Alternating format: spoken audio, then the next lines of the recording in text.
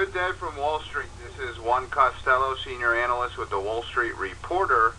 Joining us today is Peter Bradshaw, CEO and President of First Point Minerals Corporation. The company trades on the TSX Venture, and their ticker symbol is FPX.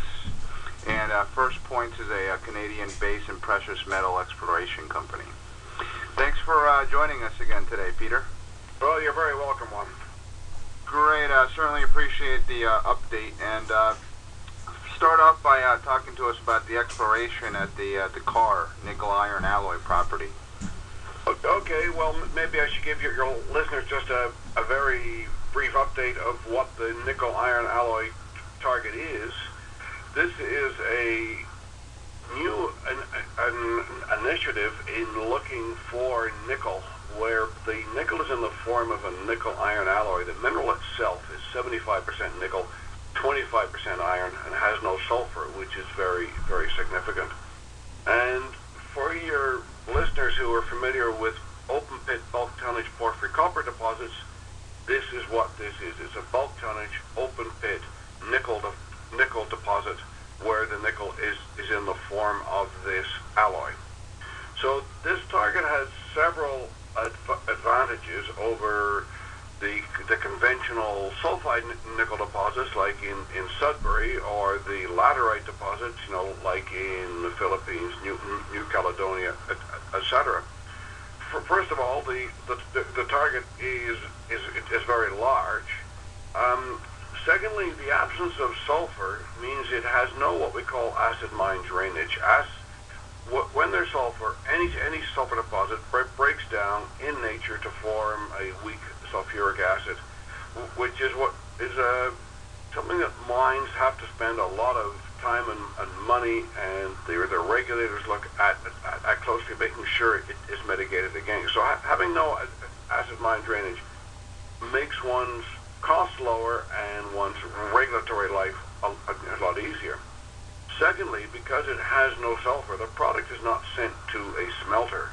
It is sent directly to a steel mill. Steel mills buy nickel and they buy iron, and so nickel iron concentrates works for them very well. Our principal property is called Carr. It's almost the exact geographic dead center of British Columbia, and last November we brought a joint venture partner in Cliffs Natural Resources. So some of your listeners may remember Cliffs as Cleveland Cliffs. They've mined iron ore for 160 years, and they mine bulk tonnage, open pit. They separate the iron ore and they sell it directly to a steel mill, which is exactly the process which this requires. Cliffs is a $10 billion market cap company, and they made the strategic decision to get into other products that go into steel, that mine iron ore and coal for, like I say, 160 years.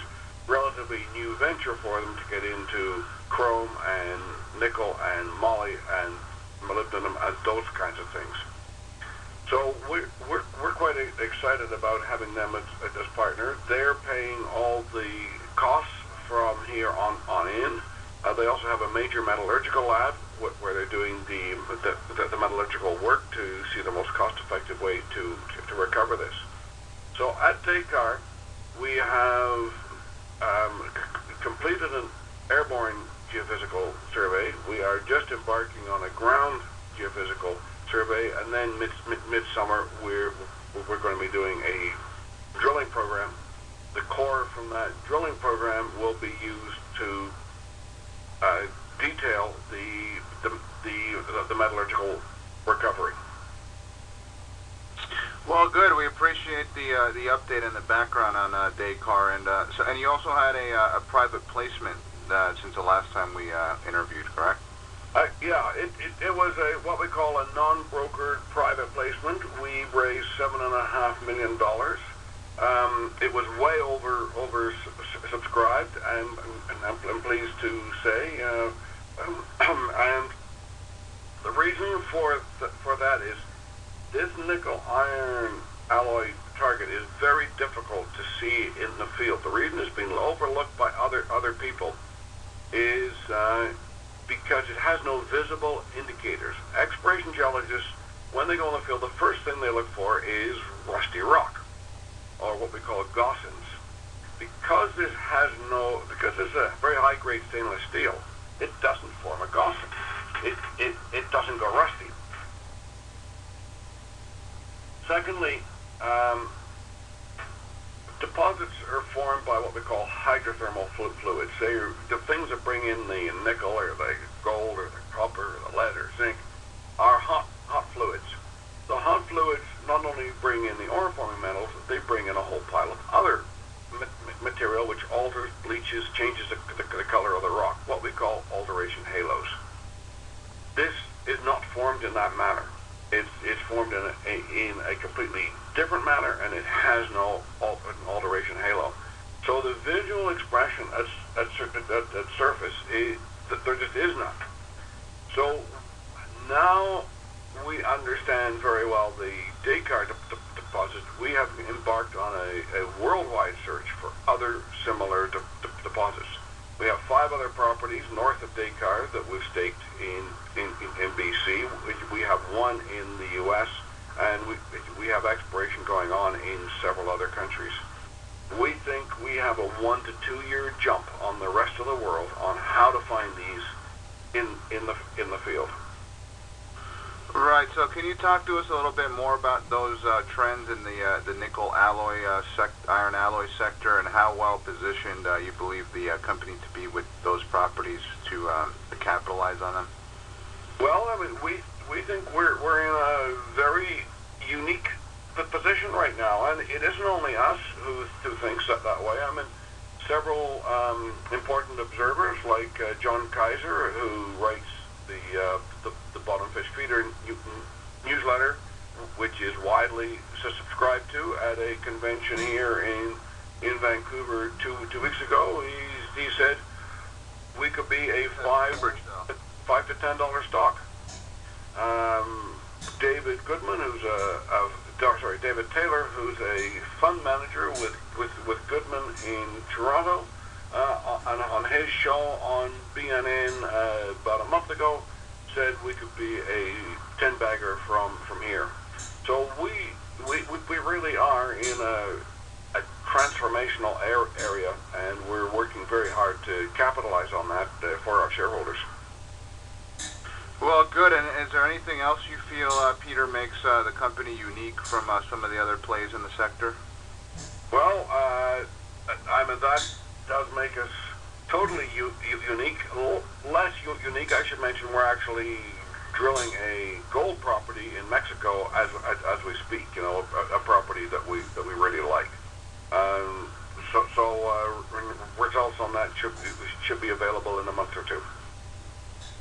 Well, good. And so talk to us about your background and the strength of the management team here for some of our listeners who are new to the FPX story. Okay, well, it's myself and my partner, Ron Britton, who've been running First Point for 14 years now. We first identified this nickel iron alloy possibility 12 years ago.